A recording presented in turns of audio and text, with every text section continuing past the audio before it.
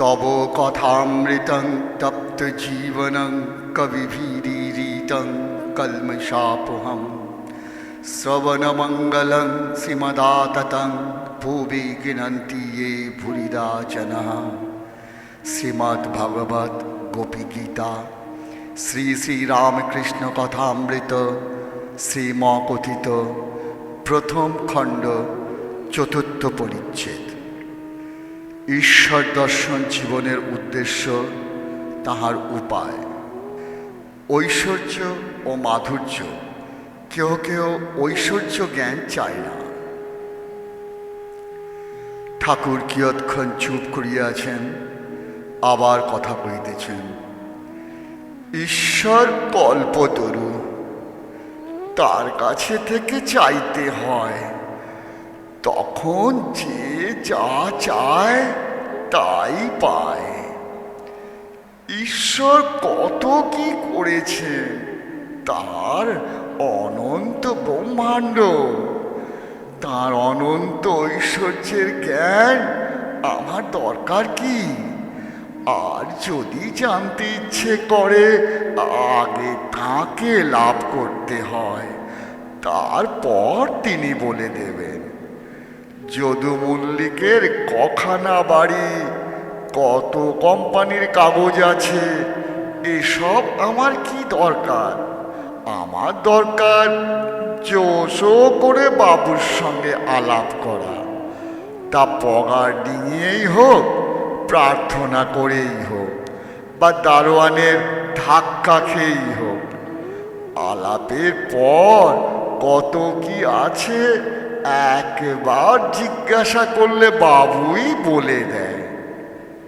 আবার বাবুর সঙ্গে আলাপ হলে আমলারাও মানে। সকলের হাস্য। কেউ কেউ ঐশ্বর্য জ্ঞান চায় না।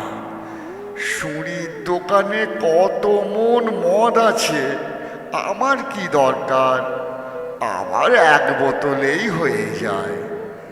ঐশ্বর্য জ্ঞান চাইবে কি? যেটুকু মদ খেয়েছে তাতেই মত্ত।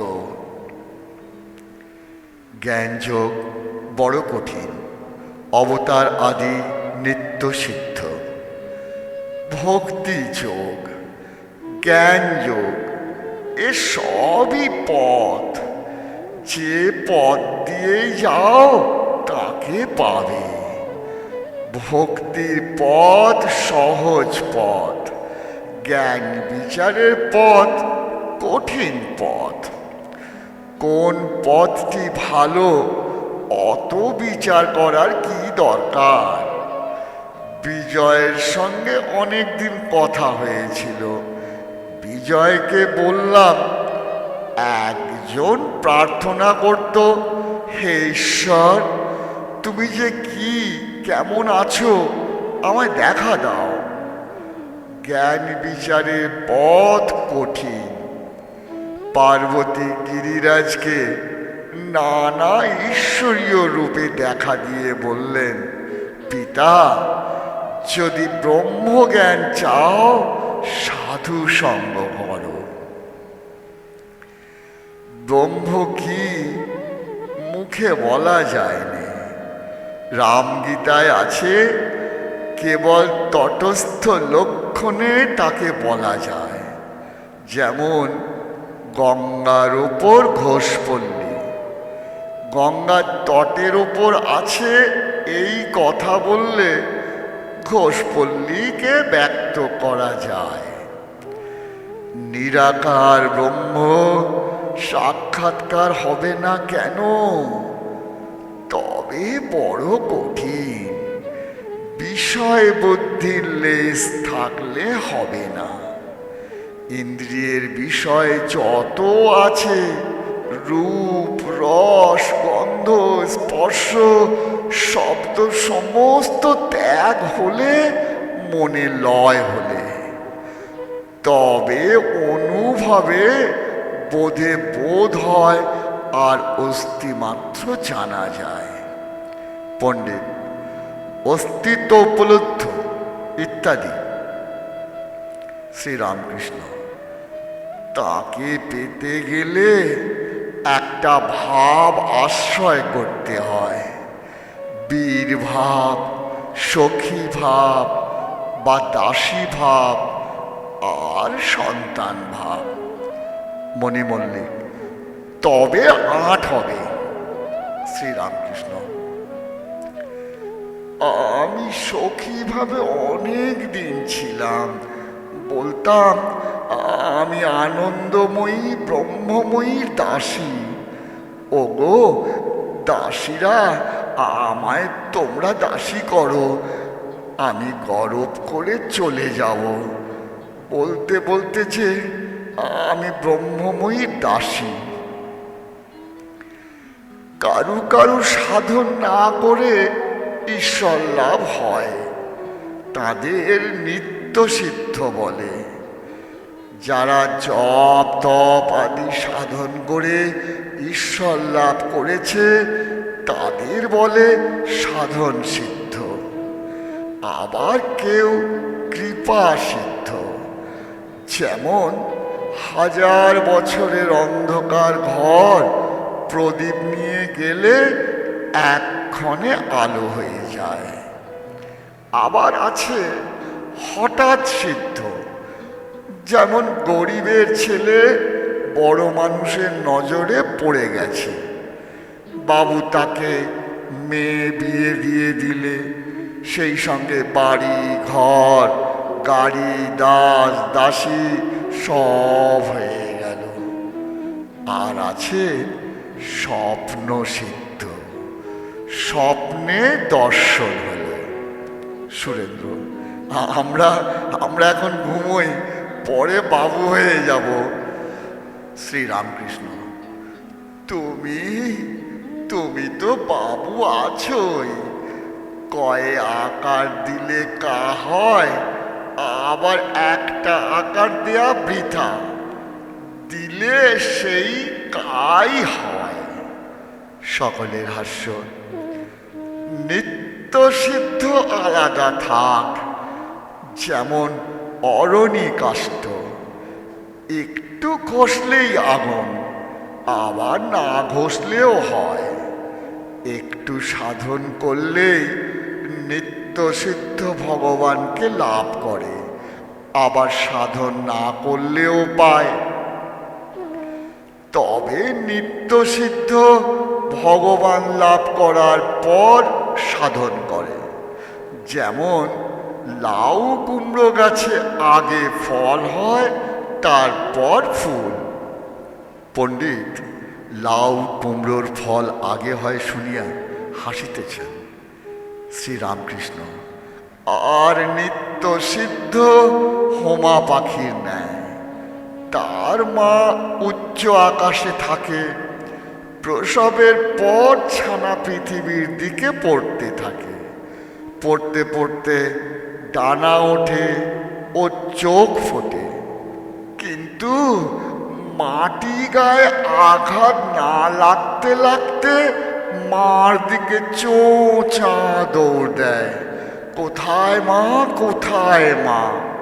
দেখো না প্রহ্লাদের ক লিখতে চক্ষে ধারা। ঠাকুর নিত্য সিদ্ধের কথায় অরণি কাঠ ও হোমা পাখির দৃষ্টান্তের দ্বারা কি নিজের অবস্থা বুঝাইতেছেন? ঠাকুর পণ্ডিতের বিনীত ভাব দেখিয়া সন্তুষ্ট হইয়াছেন।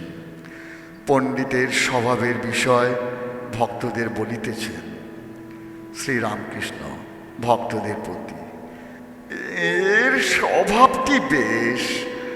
মাটির দেয়ালে পেরেক পুঁতলে কোনো কষ্ট হয় না, পাথরে পেরেকের গোড়া ভেঙে যায়, তবু পাথরের কিছু হয় না।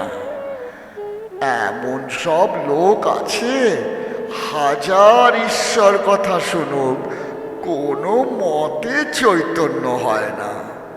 যেমন কুমির, গায়ে তরবারির চোপ লাগে না। পাণ্ডিত্য অপেক্ষা সাধনা ভালো, বিবেক। পণ্ডিত, কুমিরের পেটে বর্ষা মারলে হয়? সকলের হাস্য। শ্রীরামকৃষ্ণ, গুচ্ছির শাস্ত্র পড়লে কি হবে? ফেলাজফি। সকলের হাস্য। পণ্ডিত: ফেলাজফি বটে। শ্রীরামকৃষ্ণ: লম্বা লম্বা কথা বললে কি হবে? বাণ শিক্ষা করতে গেলে আগে কলা গাছ ত্যাগ করতে হয়, তারপর সরগাছ, তারপর সলতে, তারপর উড়ে যাচ্ছে যে পাখি। তাই আগে সাকারে মনস্থির করতে হয়। আবার ত্রিগুণাতীত ভক্ত আছে, নিত্য ভক্ত, যেমন নারদ আদি। সে ভক্তিতে চিন্ময় শ্যাম, চিন্ময় ধাম, চিন্ময় সেবক, নিত্য ঈশ্বর, নিত্য ভক্ত, নিত্য ধাম। যারা নীতি নীতি জ্ঞান বিচার করছে তারা অবতার মানে না।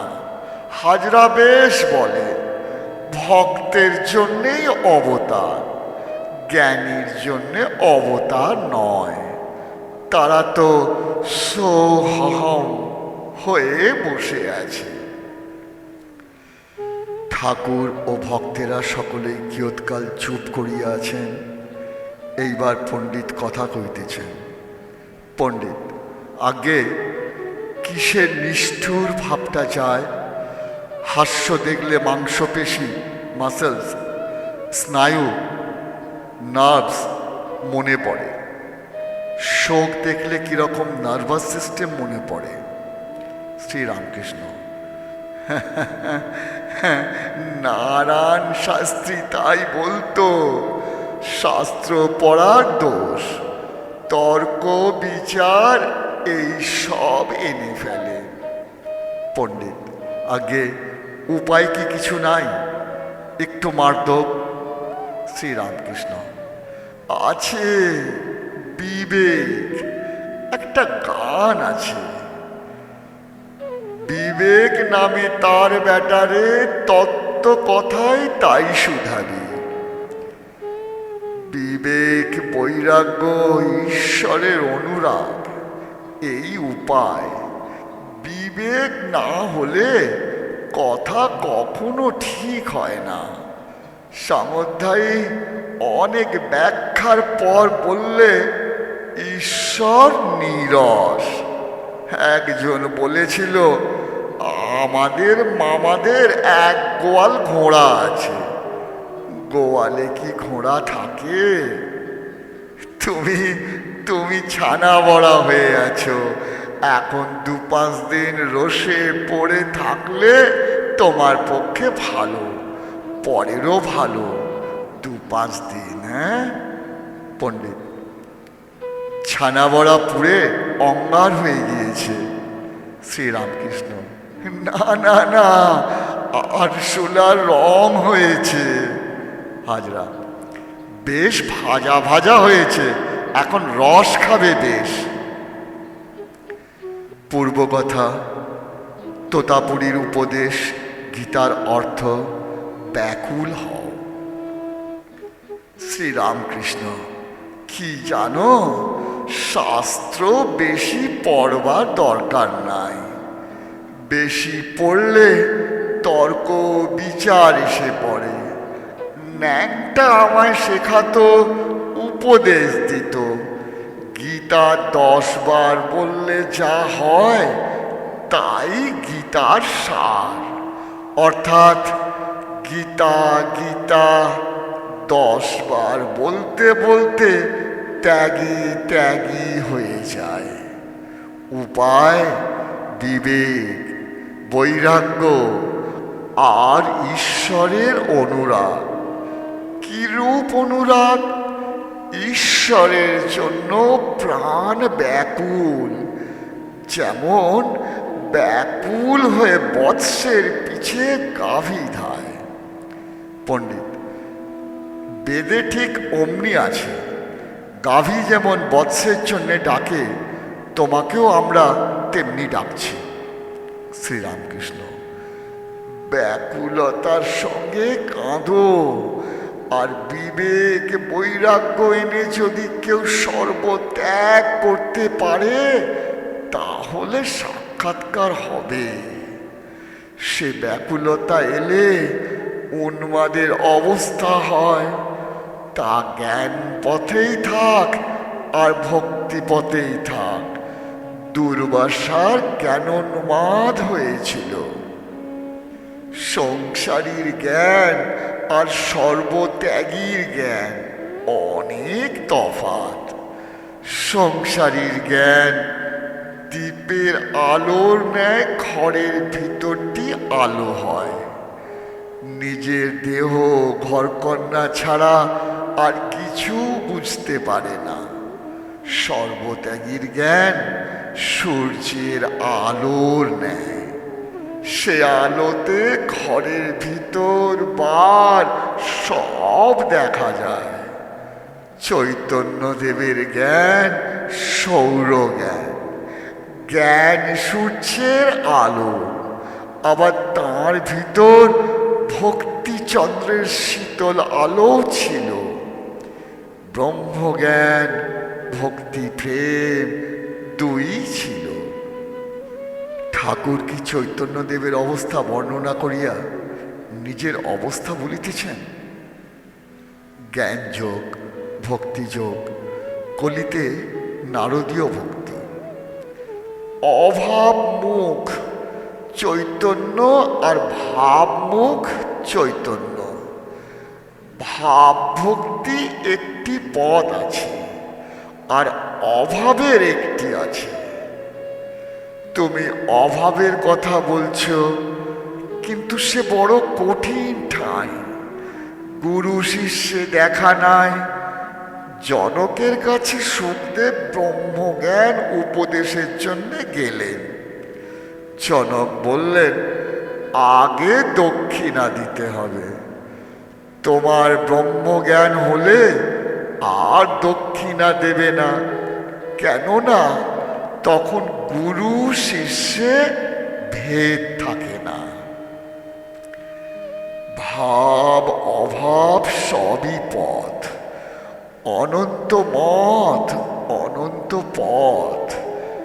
কিন্তু একটি কথা আছে, কলিতে নারদীয় ভক্তি এই বিধান।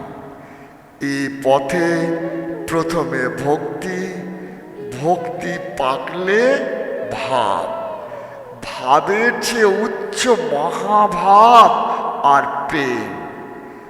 মহাভাব আর প্রেম জীবের হয় না। যার তা হয়েছে তার বস্তু লাভ অর্থাৎ ঈশ্বর লাভ হয়েছে। পণ্ডিত, আগে বলতে গেলে তো অনেক কথা দিয়ে বোঝাতে হয়। শ্রীরামকৃষ্ণ, তুমি ন্যাজা মুড়া বাদ দিয়ে বলবে। হ্যাঁ, ন্যাজা মুড়া বাদ দিয়ে।